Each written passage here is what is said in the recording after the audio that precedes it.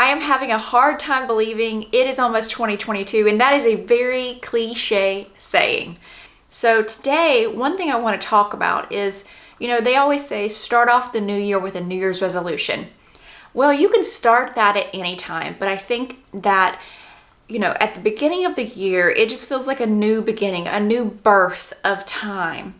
A chance to start clean when others are doing so as well. And on Mondays, we do Money Article Mondays. And on Money Article Mondays, we talk about articles or blogs that relate to money or somehow relate to money. A lot of times people use spending as a way to feel better, a way to feel happier, but it's just a repetitive cycle. So I think if we can replace those kind of habits, shopping or whatever that may be, with something that's more productive or just better, that fills our cup or our soul more, then in turn, we're going to see the numbers in our bank account going up. So today on Money Article Monday, I found an article called Top 27 New Year's Resolutions You Can Actually Keep.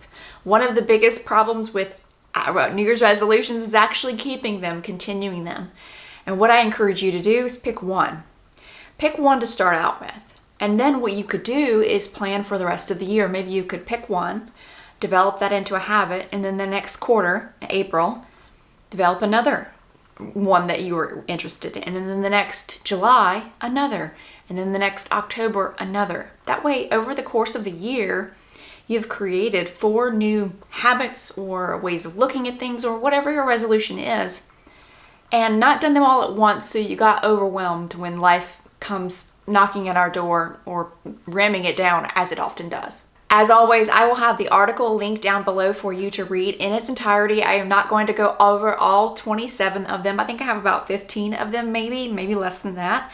So let's get started and see which one of these New Year's resolutions you might want to add to your list. The first one is to schedule more girl time, and this could just be more friend time.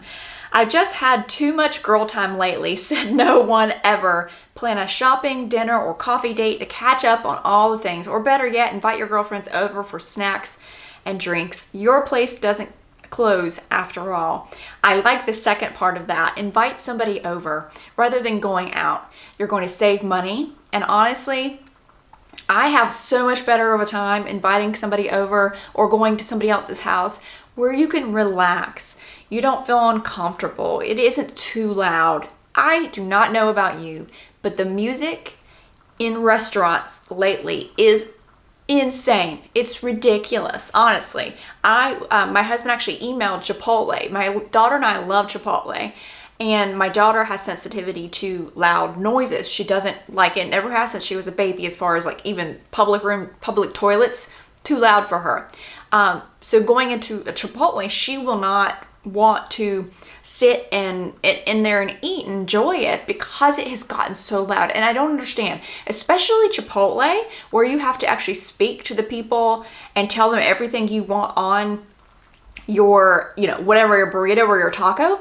You can't, how are they hearing you? It's ridiculous. Anybody else notice that lately? But getting back to the point of scheduling more time, the thing about having friend time is you're able to release things. So one thing that a lot of people do is they hold stresses or worries or just thoughts inside themselves or even ideas, and they don't express that. Having the opportunity to sit down and relax with somebody you can communicate with, that can uphold and understand you, that can sit and listen to you non-judgmentally and just listen. They don't even have to give you advice. That really is going to help you to release those things and over the year be able to act more on the wants that you have, or maybe speaking it out loud allows you to see the answer to a problem you may not have thought of if you were just holding that idea inside. Number 2 is to get outside. Even if you don't consider yourself the outdoorsy type, it is proven that the fact that connecting with nature reduces stress. So take a hike or even a stroll, watch a sunrise or a sunset with someone you love, or take that extra lap around the park with your dog. The fresh air is good for you. Oh gosh, I am not an outdoorsy type, meaning I'm not going camping, and I especially am not going out when it's hot. I don't like to be hot. I'm fine when it's cold. But getting outside, breathing in fresh air. I mean, just this morning, we opened the blinds in our bedroom when we woke up, and the sun was, coming up over the woods, and we've got this beautiful, what we call it. We don't call it forest because it's not forest, but woods behind us. And all the trees all the leaves have fallen, so you could see just the cold breath of the earth and the sun coming through.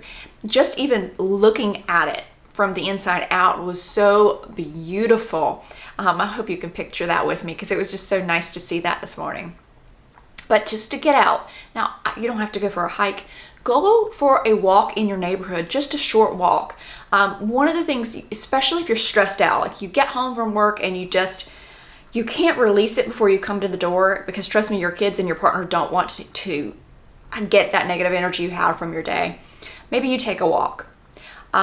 Maybe you do what's called productive meditation, which is actually, so let me talk about meditation too. So a lot of people don't really think meditation is, they don't really kind of understand it. So for me, prayer is talking to God. I'm a Christian, and meditation is listening. Okay? Because you can talk all day long, but it doesn't help unless you listen. And understand that signs are going to come subconsciously up, but you can't hear those if the world is still going on around you, or you're constantly listening to the radio or social media or TV. So getting out, going for a walk, productive meditation. You start off basically asking yourself a question. So let's say, for me, one of the frustrations lately has been, what am I going to name my candle company? And stick that in your head and just melt on it, or not melt on it, concentrate on it, and just walk. You're not listening to anything. You're not talking to anybody. You're walking. And see if that answer comes to you, and often it will. But getting outside, experiencing the oxygen, really gets your blood going. So maybe make this a resolution where you go out for a walk at least 3 times a week, weather dependent, and just see the difference when you get back and how you feel. Number 3 is to compliment someone and mean it. Although this may be harder for some others, introverts, we see you, and I'm introverted as well, just so you know. Go the extra mile and pay someone a compliment. Whether it's a coworker who has just killed it on her quarterly report presentation, or the person in front of you at the coffee line whose jacket you love. A simple sentiment can go a long way in boosting the recipient's mood, and yours as well. Share the love with the closest to you too. It may have been a while since you told your significant other how pretty their eyes are, or your kid that you noticed them practicing good manners. We all love to get compliments. So often what you'll see is, if you're out, you may feel a little nudge within yourself to give that compliment, but you're too scared of what that person may think of you. But I have never once given a compliment where that person didn't light up inside, and I know that feeling lasted with them for at least the next 30 minutes to an hour. I know that because if somebody's ever complimented me, that's how I've felt. We just like that reassurance, that love. I was in the office a few weeks ago, and this lady's hair was just so beautiful. I said, I love that hairstyle on you. Or, that color really makes you brighten up, makes you light up. That is your color. Somebody wearing a nice, beautiful blue or violet purple. I have more often, I've heard, oh my gosh, thank you, you just made my day. It doesn't take much. And I know if you're introverted, it may be harder, but just try it one time. And if you can do it once a week, maybe, then you'll begin building on it, and it will become a subconscious or an unconscious habit. And you will feel just as good giving the compliment as you do receiving one. The next one I'm going to talk about is keep your car clean. A clean environment, a decluttered environment, just makes you feel so good. It really does. And one of the gifts I talked about on giving gifts, I did a video giving gifts that actually weren't actually things, was gifting somebody a car wash or a car detail where the company came to your home or their office and cleaned your car, because that is just such a good feeling. It's just like when your house is clean. It's just, you can just exhale, and just the stress and the worry just goes out of you. But the more stuff you have piled up, the cluttered countertops or within your car, you know, the sticky Coke that you spilled or the wrapper that you left in there. It just gives you this ick feeling, right? And I am the person who, when I was a teenager, my back seat was my trash can. Like, yeah, bottles, whatever, wrappers, just kind of were tossed in the back. There was all kinds of stuff back there. So probably things that were living and growing and such.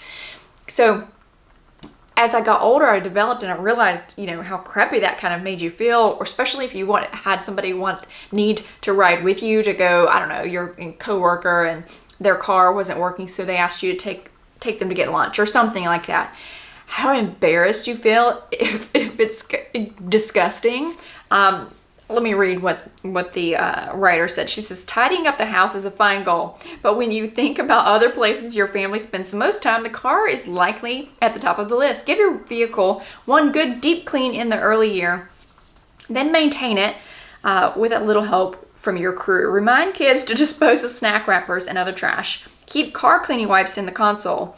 The carpool line is a great time for a quick wipe down. I always keep just like hand wipes in the console anyway for if something happens. And so occasionally I'll just, you know, wipe down where the dust has been. But one thing I always tell my daughter when we get out of the car, hey, grab all your stuff, you know, nope. Use those hands. I need your hands filled when you get out of the car, so you make sure you brought everything out that you brought in. Number 7, don't hit the snooze. Make this a habit. This is actually one you could do on top of anything else.